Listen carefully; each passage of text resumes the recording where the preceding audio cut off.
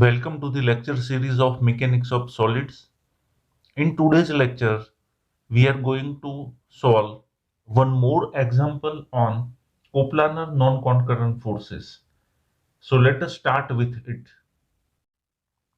So this is the problem given. Let's read it first. Find magnitude, direction and location of resultant of force system with respect to O as shown in figure.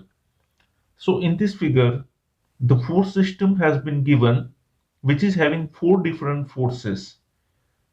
The location, direction of all forces are given with respect to origin O, and we need to work out the resultant, its magnitude, direction, and location.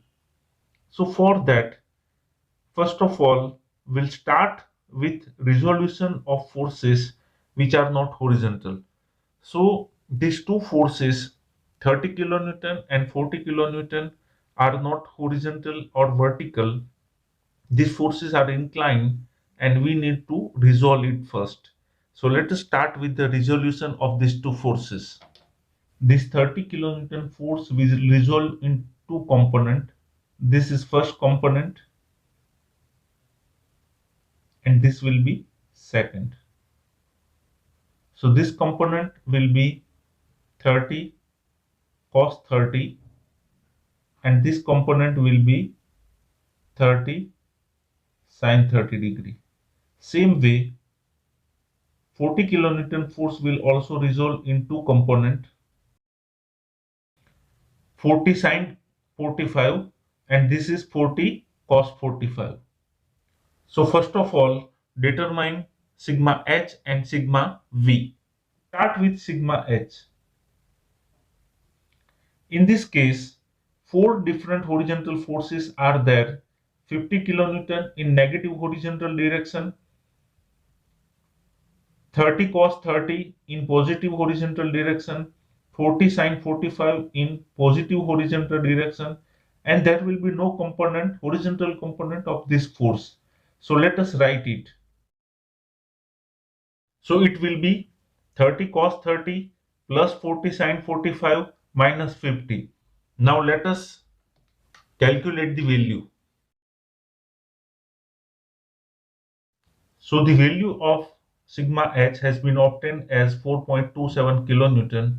Now we want to work out sigma v, algebraic summation of all vertical forces. Here four different vertical forces are there.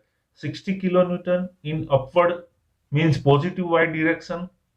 So it will be plus 30 sin 30 in positive y direction. So it will be plus 40 cos 45 which is in negative y direction, so it will be minus, and there won't be any vertical component of this 50 kilonewton force.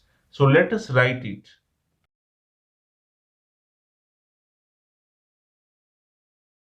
So the value of algebraic sum of all vertical force means sigma v has been obtained as 46.72 kilonewton, which is in positive y direction.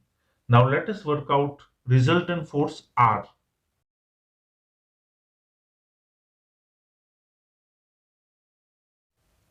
This is the equation of resultant force, and value of sigma h and sigma v has been equated, and after the calculation value of R has been obtained as 46.91 kilonewton. Now let us work out direction of resultant force.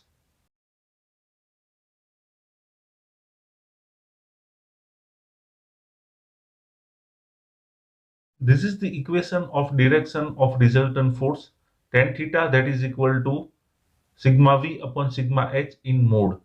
Here the value of sigma v and sigma h has been kept, and in the calculation the value of theta has been obtained as 84.79 degree. Now here we can see sigma h is positive, so it is in first quadrant, and sigma v is also positive, so resultant is in first quadrant. Now we want to work out the location of resultant of force. So let us assume that resultant is in first quadrant. Let us locate approximately in the figure. So this is the assumed position of resultant force R, which is at perpendicular x distance from origin. Now to work out this distance x, let us take moment of all forces about point O.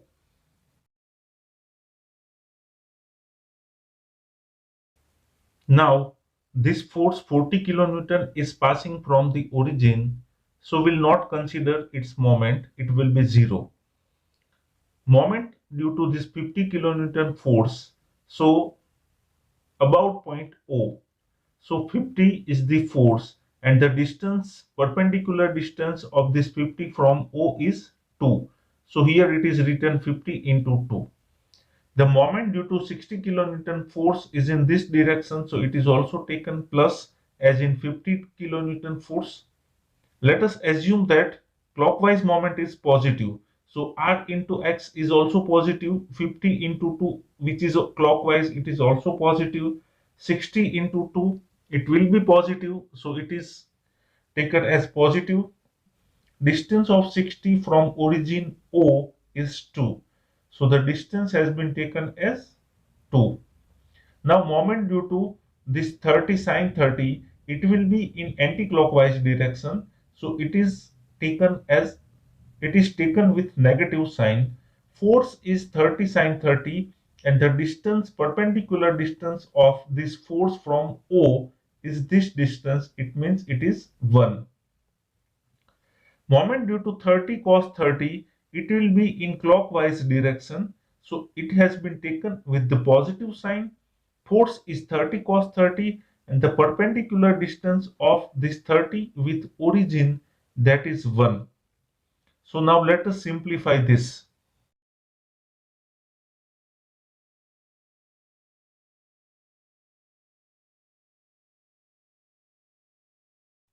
So after simplification, the value of x has been obtained as 4.92 unit. So we can say resultant force R is acting 4.92 unit from origin in perpendicular direction. This way we can solve such problems. So here the same problem has been given to you for your homework. You have to solve this problem and write your answer in the comment box. If you have any doubt or query, please write it. I will be there to help you. Thank you. Thank you very much for watching this video.